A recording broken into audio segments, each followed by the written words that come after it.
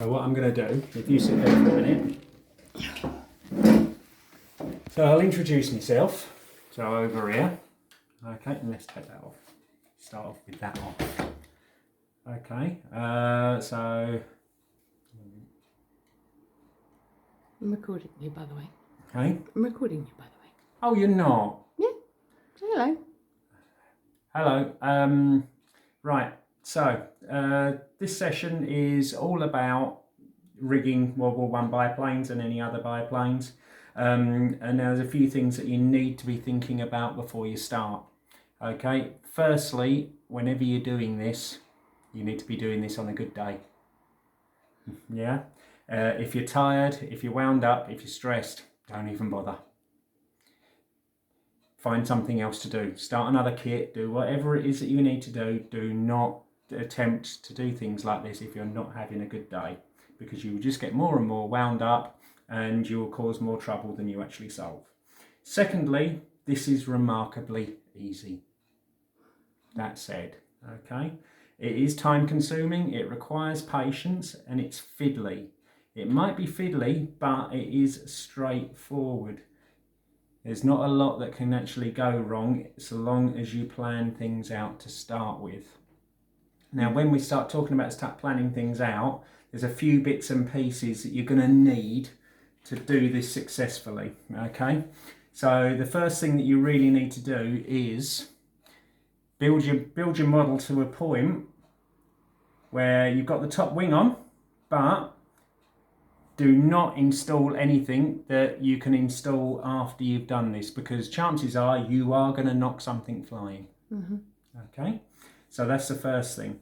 Secondly, get the right tools. Now, the basic list of tools here that I'll share to the website later as well, but basic list of tools are drills. This is a PCB drill. I picked them up on eBay. They were about £5 for a pack of 10. It's a good idea. Buy one of those packs, but it's also a good idea if you buy some spares of certain sizes. So what I've done here is I've got some spares here of a 0.3mm drill. I use these rather than the micro box drills because I tend to find the micro box drills, half of them are blunt. They break very, very easily, and generally you're paying about 8 or 9 quid for drills that generally aren't very good. Okay, so that's that. So you're going to need some drills. Also, good quality pairs of tweezers. Okay, these I picked up off of Amazon. They're made by a company called Pixnor. I think they were about, as tight as I remember, they were about a tenner for a pack of 10 tweezers. Those are the two that I generally use, but there are others as well. Self-closing tweezers, like forceps. Okay, very, very good. These are your third hand. You use these to make sure that you can hold something in place for when you're getting going. Okay, so that's that, and that. Scalpel, brand new blade, and replace the blade regularly, because you are going to get super glue on the blade, you are going to get the blade messy, and you are going to need this blade to be incredibly sharp. That's got a number 10 in it. A number 10 or a number 11 blade is absolutely fine. Right, okay, next on the list, glues. Generally I have two, and I have something to put the glue onto, so usually an old business card or something like that, I will use that there. I've got Gorilla Super Glue Gel. Now what I use this for is I use this for actually anchoring the turnbuckles into the plastic.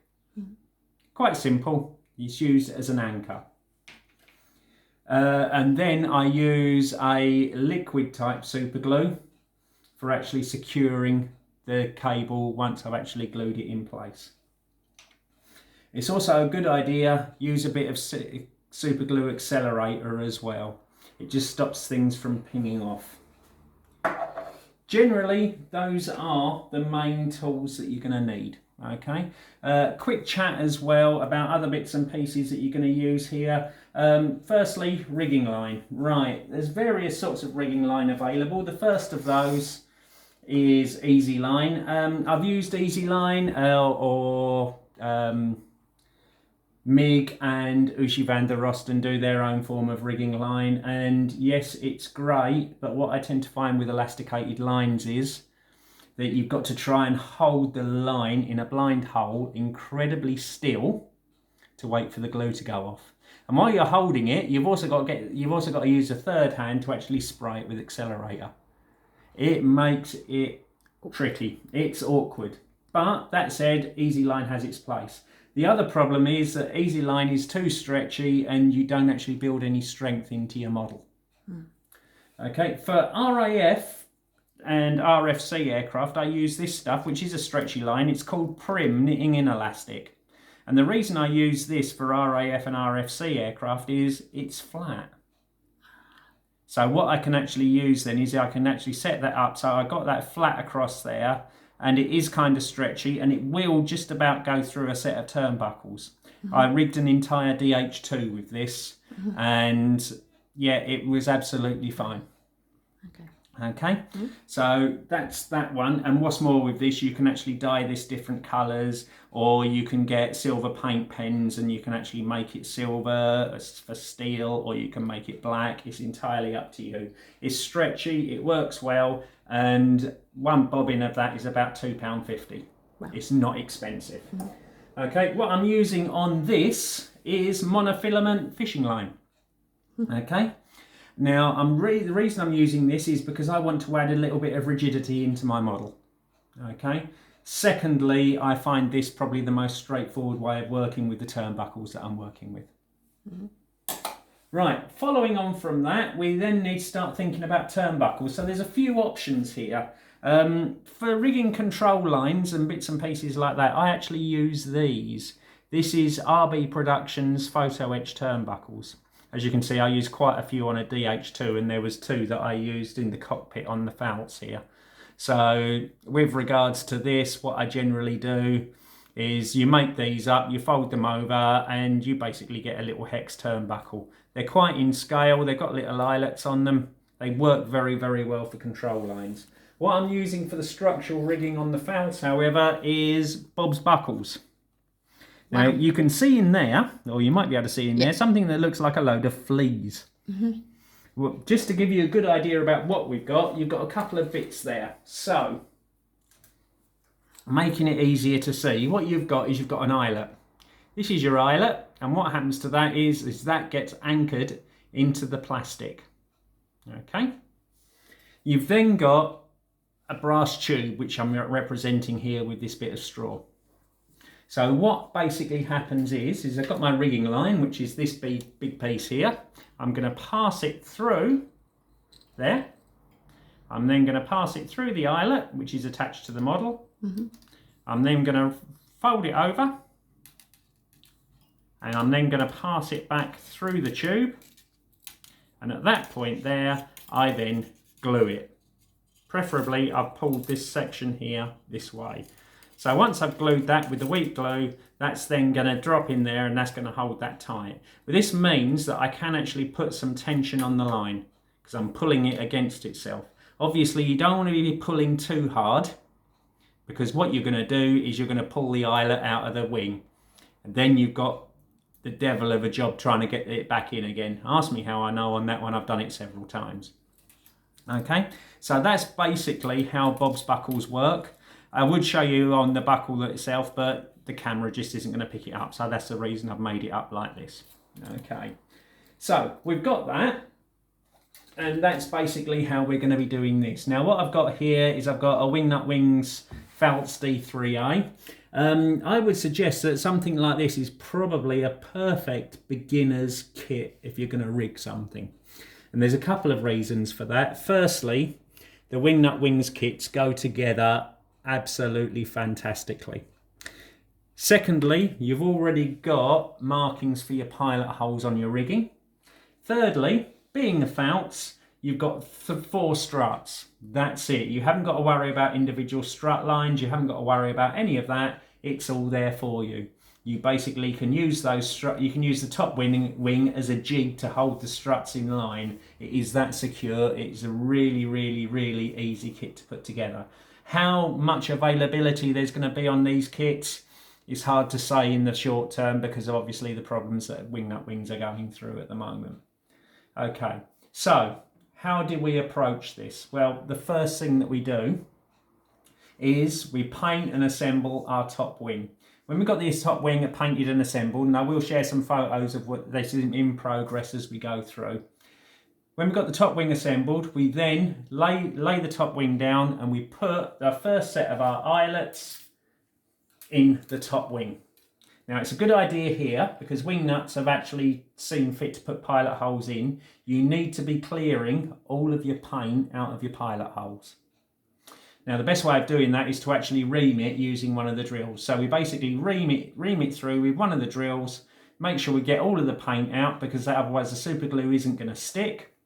And then what we do is, we've done that, we then take our eyelet and we cut some of the eyelet down. The reason why we cut some of the eyelet down is otherwise it sticks far too far out and it doesn't look very good. So I would, on a set of Bob's buckles, I would probably cut about a half of that eyelet down, so it sits properly within the wing. You don't want to be drilling too deep into the wing to accommodate it. And the reason for that is, if you try drilling too deep into the wing to accommodate it, you're going to go through the wing, then you've got to try and fill it afterwards.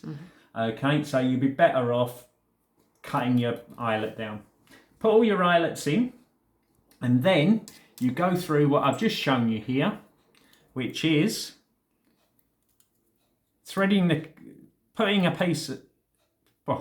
cable through, pushing it through the eyelet, bringing it back on itself, and at this point all you need to do is just run the copper tube or the brass tube over the top, pull it down, pull it like so, and glue it. And repeat that for all of your top wing lines. Now what I tend to do here is I will always work from the inside out. That way you don't get in the way of yourself. If you think it's going to be easier to do the long lines first, you're in for a bit of a problem, for the simple reason that your cabane struts are going to get in the way. Okay, so that's that to start with. So once we've done that and we put all of those on there, we can then put the top wing on the aircraft and leave it overnight to dry. The one thing that you need to be careful of here is making sure that you don't trap any of your rigging lines in the struts. Okay, leave it to dry overnight, then it's ready to go. Next day, or whenever you come back to the model, what I then tend to do is I will then go through, also put your eyelets in the bottom wing too, before you put the top wing on. Okay, so you've got all your eyelets in place, ready to go. So once you've got that set up, then it is just a case of working methodically. So what we will do is, if I show you the false here, what we've got here is, if you look at this side I have already rigged, as you can see. Okay, and on this side here, what I've basically done is I've got this set up so that I'm going to show you how to do one of these, because Sod's law dictates that what will happen will be I won't be able to get it threaded through or something like that, and I'll waste half an hour trying to line it up, because things sometimes do that. So what we do is we take our rigging line, and the first thing that you've got to do is you've got to put your eyelet, which you can just about see there, and you've got to put your brass tube on the line before you pass it through the eyelet. So I've got the brass tube on, passed it through the eyelet. The next thing I'm going to do is I'm now going to double back, and what I'm going to do is double back and then pass the line back through the brass tube. Okay, so what I'll do is I'll get that bit done now. Another good thing to have as a tool as well here is a good magnifier. Okay, the reason being that these eyelets and tools are incredibly small, and what will happen is you won't be able to see what you're doing. Okay, so hold the eyelet, hold the brass tube with one tweezer, get the end of your cable, and at this point I usually stand up so I can get closer to see what I'm doing. And what we do is we basically thread our line back through the tube, like so. And then what we can do is we simply pull. And as we pull, what it does, hey presto, it tensions. It's like putting it in a noose, like so. Then while I'm holding it like that, I'm not going to do this at this point, what I would then do is I would transfer this onto one of my self-closing tweezers, like so.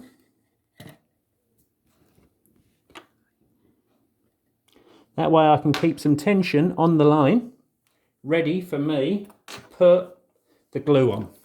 Once I put the glue on, and I'll put the glue, if we can just see, in between, at the top of the brass tube there, in between where you've got the line that's coming out this side and the line that's coming down from the top wing, I just put a little drop of the thin super glue in there and let it dry for a couple of seconds. Once we've done that, then what we do is we take our scalpel. Now at this point, you've got to be careful, because if you slip with a scalpel now, you're starting all over again. And you've got to be careful. And what we're going to do is we're going to cut this line here as close as we can to the tube. But do make sure that you don't tangle the two lines up, because otherwise what you're going to do is you're going to cut the wrong line, or you'll cut both lines. Then this line is now too short and you've basically got to re-rig the entire thing. So be very, very careful doing that. Once you've done that, you can then move on to the next one. It's always a good idea, start from the beginning or start from the middle and work out. That way you're not going to get tangled up in yourself. Okay? And then what we'll do is you move on to the next one and the next one and the next one. But as I say, do make sure that you do this when you're feeling in a good place and you're ready to go. If you try doing this and your mind's not in the right place, believe me, you will make a mistake. Okay? Just another quick one. When it comes to adding control lines, what I tend to do, because we've got some control lines at the tail here, is I've already made up the control horns, which are here like so. Let's just get one of those, that's it. Okay, so we can see that there. Now what I will do is I will then glue that onto the elevator and put that in. Now what I will also do is I'm going to drill some pilot holes for where the lines actually come out of the tail section here. And what I'll do is I will put a tiny little bit of super glue in, push one end of the fishing line into the hole where the super glue is, leave it to dry, leave it perfectly slack. Don't try tightening it up until it's actually dry. Once it's actually dry, what we can then do is you can then adjust the tightness of the line from there. If you're going to be using easy line or something on that and this one, again, put it in there, keep it nice and tight. And what I would tend to do then is I would attach your turnbuckle to the control horn the other end, and then thread it through once everything is dry. Okay, so at that point we go on and we keep working methodically, getting all of our turnbuckles and everything rigged in place. It's a straightforward task. It just requires a lot of patience. Believe me, members of the household will probably learn some new bits of vocabulary. I know my wife, who's actually sitting here holding the camera, she certainly did learn some new vocabulary the first time I tried rigging a biplane, and the second time, and the third time, and probably the fourth time. This one, I have to say, has probably been the most straightforward so far. Okay.